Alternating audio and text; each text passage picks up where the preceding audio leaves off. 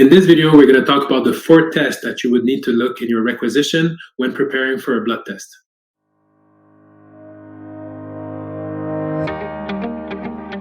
Hi everyone, Jean-Pierre from Medialpha. Hope you're doing great. In this video, we're going to talk about 4 tests that are very important for you to look on your requisition if you have them before presenting yourself for a blood test service.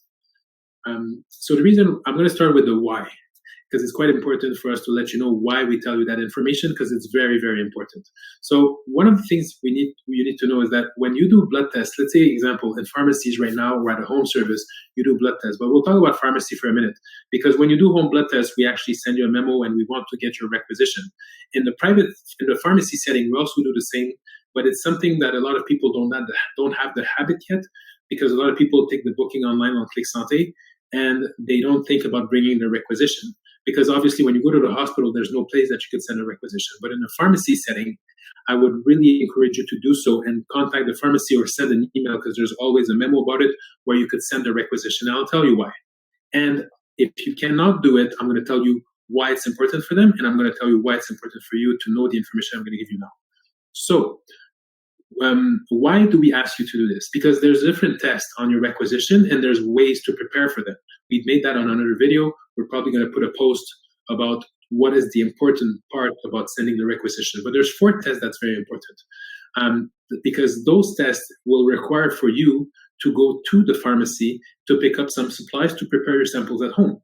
And if you don't do it, there's 2 things that could happen. 1, you will be rescheduled for another appointment, or 2, you will have some extra fees. And it's not because we decide for it.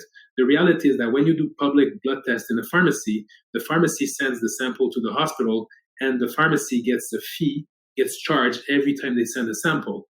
Therefore, if you send a sample today, it didn't used to be like that, but it is like that now with OptiLab.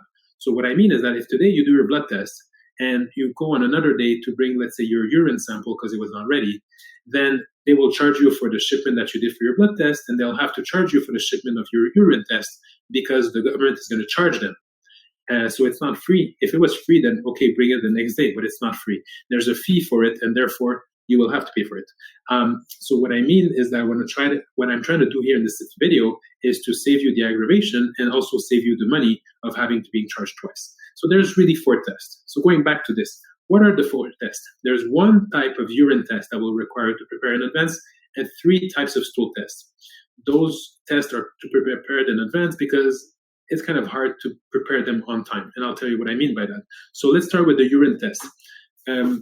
This is a 3-liter container, and there's a lot of time doctors will write a prescription because they want to see your creatinine level on a 24-hour urine, or you will see sodium 24 hours. So they want to see on a 24-hour period in your urine what is the quantity of creatinine that's there.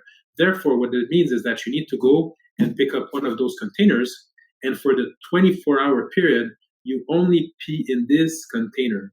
So all your urine will be there, and this is what you will bring to the pharmacy, and they will send that with the rest of your sample. So when you have something like this, the container, what I suggest to you is always do your samples, this type, the day before.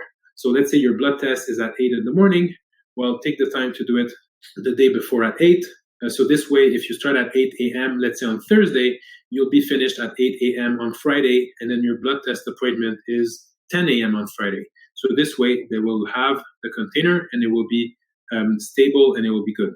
Very important, this needs to be refrigerated, so every time you pee, you take it out from the fridge. When you're done, you put it back in because you wanted to have it refrigerated. The last thing is that when you start this, you're going to want to write somewhere when you started. So let's say Thursday, December 16th at 8 a.m., finished Friday, December 17th at 8 a.m. That would be your 24-hour period. So this is how you want to do it. So that's your urine container for 24 hours. And then there are 3 stool tests that you need to prepare for. So for each of the stool tests, you will need to get 2 things.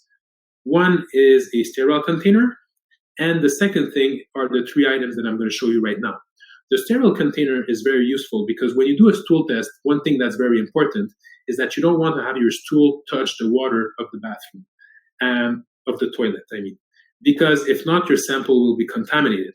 So the easiest thing to do is to take this container and do it straight in the container. So this way, you are certain that it did not touch water.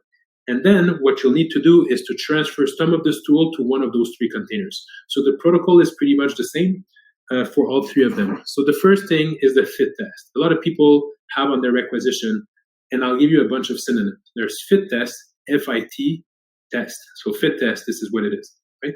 That's a fit test. You also call that RSO-SI for recherche de sang dans les selles, or blood research for blood in stools. So there's different ways, but it all boils down to a test that looks for colorectal cancer, and it's a very common test that we call the fit test normally, and this is what it is. So you would do your sample in your container, and here, as you will see, I'll just try to show it to you in the video, you'll see that there's a little swab in there. So you open it, you take the swab, you take a little piece of stool, and then you put it back in the container, and then you're going to write the date and time at which you took your sample with your name, and that you will bring to the day of your appointment, and you'll give that to the nurse. Now, the next type of stool test that you could have is a stool culture. So a stool culture is a container like this. So again, you need your container to put in the stool, make sure it doesn't touch the water, your stool, you do it directly in the container. And then what you want to do is to empty some of it in this container. So this container is a stool culture. So it's a white top with a pink liquid.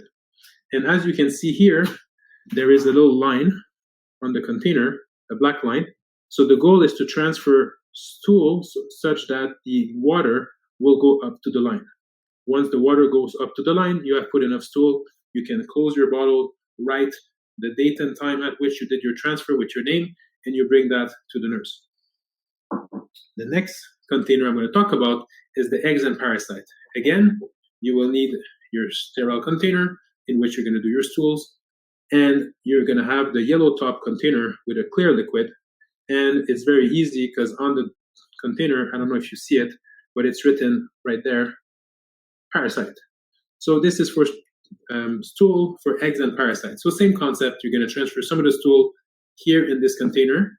And as you can see, there's a little arrow there on the container, and you're going to transfer some sample until the water hits the line or the arrow. And that means you put enough stool in your container, you close the container properly, and you're going to put the date and time and your name so that you could bring it to the nurse. Now, all those samples, as I mentioned, need to be refrigerated once they're done.